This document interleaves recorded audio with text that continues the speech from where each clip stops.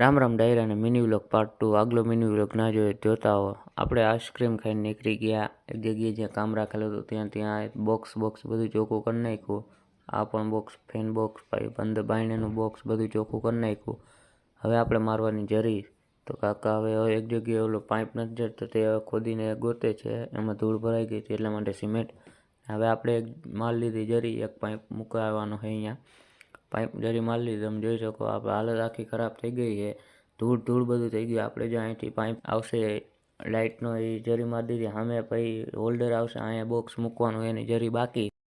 અહીંથી હોલ પાડીને બોક્સ અંદર મૂકવાનું હોય. આ બધી જરી લાગી ગઈ, તમે જોઈ શકો. અંદર પણ રૂમમાં બીજા રૂમમાં પણ જરી લાગી ગઈ છે. ત્યાં સુધી તમે સબસ્ક્રાઈબ કરી નાખો. તો હાલત આખી થઈ ગઈ ખરાબ.